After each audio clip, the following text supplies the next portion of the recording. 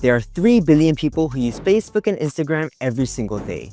And if you're not using Facebook ads, you're basically saying you don't want your brand to grow. But Facebook ads won't work unless you know how to properly set up your ads. I've generated millions of dollars and wasted tens of thousands of dollars making all the mistakes so you don't have to. In this video, I'm gonna walk you through how to set up your top, middle, and bottom of the funnel campaigns, along with how to optimize your ads. First things first, you want to go to business.facebook.com and log in through your existing Facebook account. Once you logged in and set up your account, you can go to your ad manager and it will look like this. This may look a little overwhelming at first, but I'll break it down so it's easy for you to understand. There are 3 levels to your Facebook ads, and this is generally the case for other marketing platforms as well. We have the campaign, ad sets, and the ads. First, at the campaign level, we get to choose our campaign objectives. We can do leads, app promotion, or sales. For the purpose of this video, we're gonna go for sales. If you're selling products online, you gotta go with sales.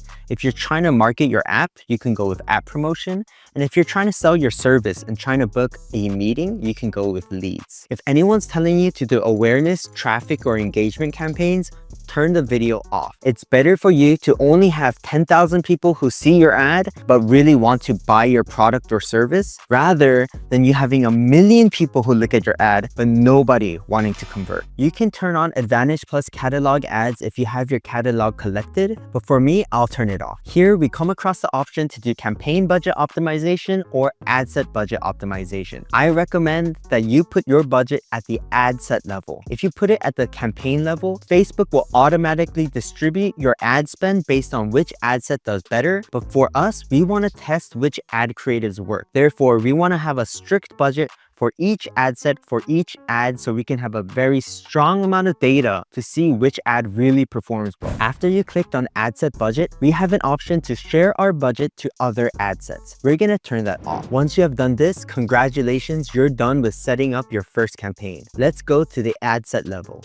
Now we're gonna go into how to set up your ad set. For our ad set name, we're just gonna label it US because that's the country I'll be targeting, and Advantage Plus because that's the targeting options I'll use. Next, we can choose our conversion location. For most e-commerce shops, you will choose a website. And for your performance goal, you're gonna choose maximum number of conversions. Now, you may ask, why not maximum value of conversions? Well, if you want Facebook to optimize best, you wanna make sure you get 50 conversions within a 7-day period. If you choose maximum value of conversions, your average order value will be higher, but the number of conversions you get will be lower. This is not ideal for testing. Additionally, by telling Facebook you want to do maximum value of conversions, your CPM will naturally go higher because Facebook has to find people who usually spend more. You're essentially narrowing down your audience and also lowering your ability to retarget people in the future. For that same reason, you're gonna leave cost per result goal empty. When it comes to your daily budget, you want to make sure that it's 2 to 3 times the cost of your product. This is especially true when you're a low ticket product. If you're selling a product that's less than $50,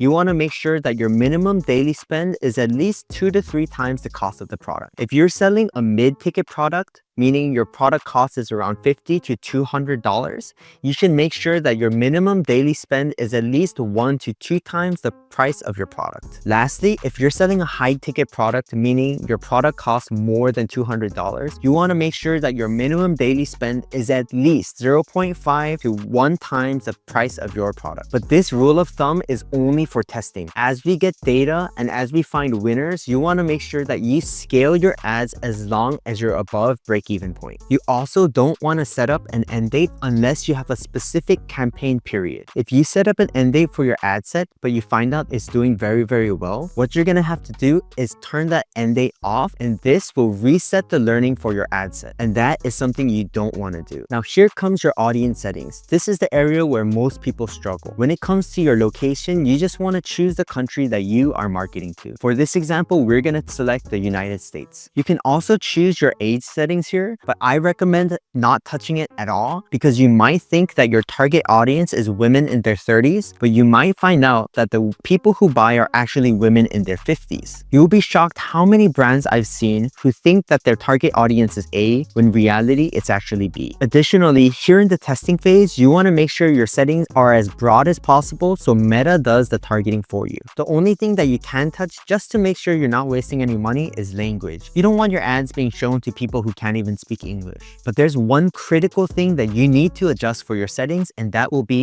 your exclusions. Press exclude these custom audiences, but for you to exclude a custom audience, you first need to create a custom audience. Press on show settings, then include these custom audiences, then press create new, and then custom audience. For the first audience we're gonna create, we're gonna press website. Next, choose your pixel. For the event, press all website visitors. For audience retention, write 180 days. For the audience name, you could just write website visitors 180. Press create audience, and then you're done. Your first custom audience is created. But before we end, press create another custom audience. Here, we're gonna press Instagram account. Next, choose your Instagram account. For the event, it should be people who engage with this Instagram account. The audience retention should be set to 365 days. Your audience name could be set to Instagram engagers 365. Create another custom audience. This time we're gonna click Facebook page. Next, choose your Facebook page. The event will be the same, people who engage with your page, and your audience retention should be 365 days. We're gonna name this Facebook engagers 365. Create audience. Now that you're done making 3 audiences, website visitors 180, Instagram engagers 365, and Facebook engagers 365, we're gonna X them out. Then we're gonna scroll back up and press show more controls. Here we're gonna press exclude custom audiences. If you press on the search bar,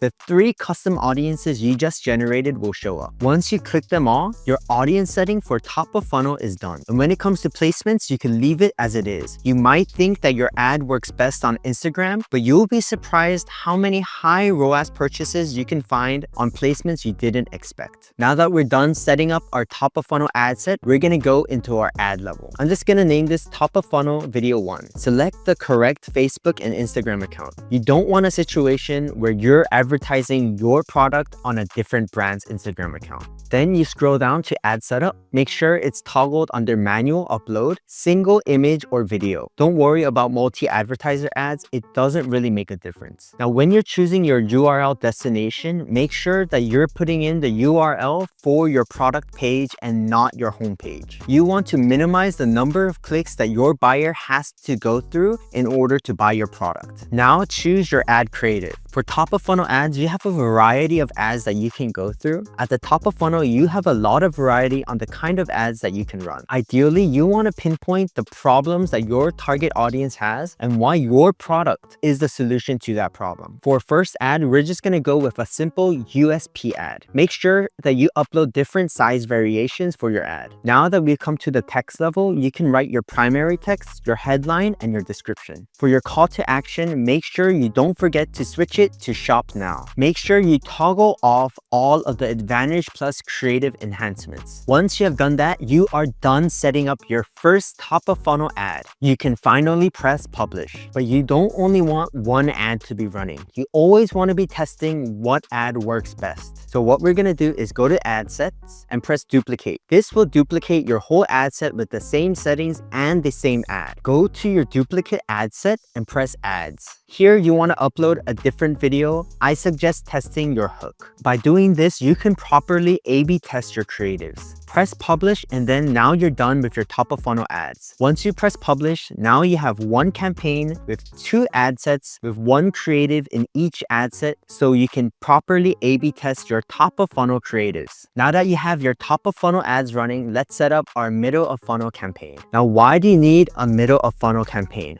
Well, it's very unlikely that someone sees your product for the first time, goes to your website, and buys immediately. Even if someone saw your ad, engaged with it, went to your website, and looked around, it doesn't mean that they'll buy right away. Typically, they need multiple touch points. They need more persuasion. Our goal here is to re-engage with people who visited your website, engage with your ad, or engage with your social media profiles. We want to create a campaign the same way that we did before, but for our ad set, we want to choose a custom audience we target to. For your middle of funnel campaign, you want to make sure that your Advantage Plus targeting is off. You also want to untoggle the setting that says use as suggestion. The same way that we set up exclusions for our top of funnel, we also want to set up exclusions for our middle of funnel. Here, our exclusions will be people who added to cart, initiated checkout, and people who purchased. For us to do that, we need to press create new and custom audience. Your ad set should include website visitors and exclude anyone who added to cart, initiated checkout, and purchased. Now that we have our settings ready for the middle of funnel, we can set up our ads. For this, let's make sure to also put up 2 different ads. But here's a quick tip. The lower you are in the funnel, the smaller your audience is. Therefore, you can afford to put up more ads so that the same people don't see the same ad again and again. Rather, they get a diversity of different ads they can see. For our middle of funnel ads, let's set up some testimonial videos of our users explaining why they love our product. Now that we have our top and middle of the funnel campaigns ready, we're gonna do the most important campaign, the retargeting campaign. Here, we're gonna make 3 different ad sets. The first one is for retargeting people who added to cart but didn't check out. The second one is for retargeting people who have checked out but didn't purchase. And the third one is for retargeting people who purchased. Within your purchase ad set, you want to target people who have purchased within the past 180 days, and you want to exclude people who have recently purchased within the past 30 days. Now that we set up our top, middle, and bottom of the funnel campaigns, we're gonna go over how to optimize your ads. But first, before we optimize our ads, we need to make sure that our columns are set up properly. Press on columns, and then press customize columns. Untoggle everything, and then you can follow after me. First, we're gonna put in delivery, then amount spent, impressions, reach, CPM, link clicks, CPC, CTR, adds to cart, then add to cart value, and then cost per add to cart. We're gonna do the same thing for checkouts initiated and also for purchase. We also put in one of the most important metrics, ROAS. Lastly, we're putting in frequency, hook rate, and hold rate. For a hook rate, otherwise known as a thumb stop rate, we're going to create our custom metric. Press on custom, create custom metric. You can name it hook rate. Format is percentage. For hook rate, it should be 3-second video plays divided by the number of impressions. We're going to create another custom metric, which is the hold rate. Through plays divided by impressions. Once you have everything set up, your columns should look like this. The reason we set up our columns like this because it helps us to see how people engage with our content after the first impression all the way to purchase. And then by looking at the frequency, hook rate, and hold rate, we can see how our ad creatives are performing. Your frequency shows how many times your ad has been shown to the same person. Your hook rate shows how good your ad is at catching the attention of the viewers. And your hold rate shows how good your ad is at keeping the attention